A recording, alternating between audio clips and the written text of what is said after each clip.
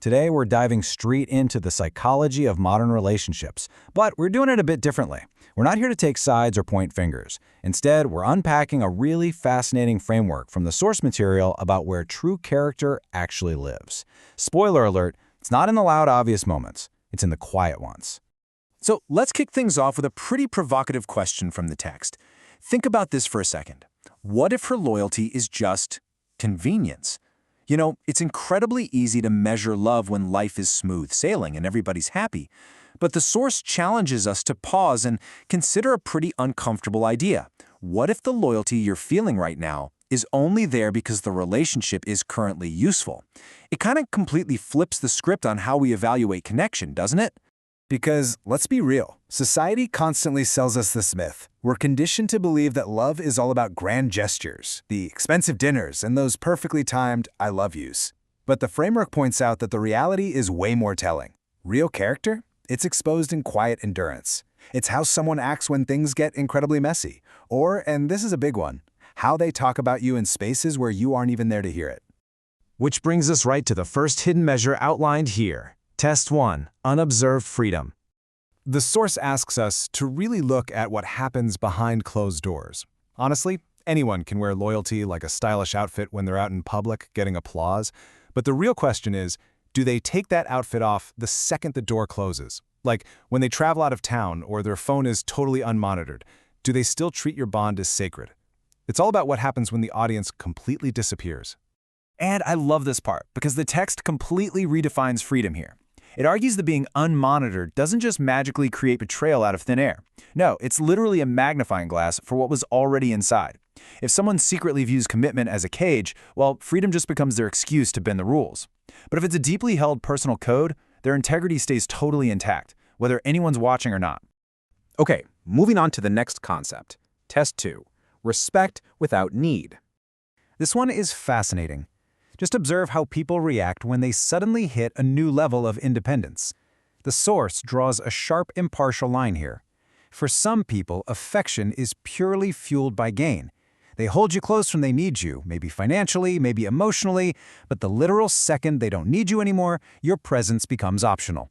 Contrast that with someone anchored in grace. They honor your shared history and keep that respect consistent, even when they get absolutely nothing out of it. It boils down to this absolutely crucial point from the text.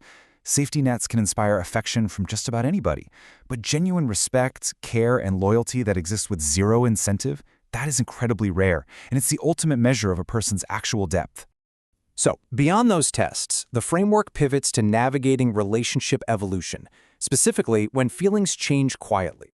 Because, let's face it, when feelings change, nobody sends you a memo. You don't get a polite little warning. Instead, it's this quiet, gradual withdrawal. It's the text that used to take 3 minutes to get a reply to, suddenly taking 5 hours.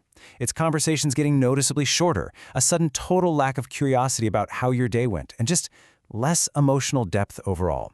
The distance forms way before anybody actually says a word about it. Now, in these confusing moments, the source defines true emotional intelligence as the ability to just sit in the middle. It means observing the changing dynamic without completely panicking. You're recognizing the patterns, sure, but you aren't rushing to catastrophic conclusions. You just have to let the clarity form naturally over time. We get so incredibly hyper-focused on spoken promises that we tend to forget this really powerful truth. Silence is also communication.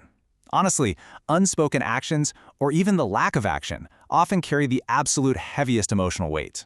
And the text points out a massive difference in the types of silence you can share with someone.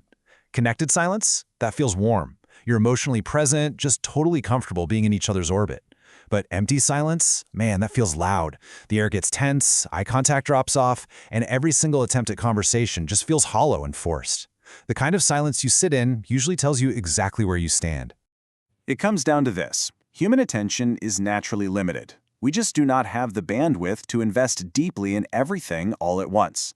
So the framework argues that tracking where someone's effort actually goes is the absolute most reliable way to see their true priorities. Their words might stay exactly the same, but the boots-on-the-ground effort, that always reveals the truth. And as you observe that effort shifting, a person with self-respect naturally starts adjusting their boundaries. You just stop accepting wildly inconsistent behavior as normal. And importantly, you aren't doing it out of anger or to punish them. You're doing it out of pure clarity. You start seeking mutual effort instead of just exhausting yourself making all these one-sided adjustments. To wrap this explainer up, I want to leave you with this final, really thought-provoking takeaway from the source. We spend so much of our energy trying to force consistency in other people, but relationships are living, breathing dynamics. The real measure of your connection isn't your ability to prevent someone from changing, it's how honestly and respectfully you meet each other within that change. So, when the comfort inevitably fades and the dynamic shifts, how will you choose to respond? Take these concepts, see how they map onto your own life, and I'll see you in the next explainer.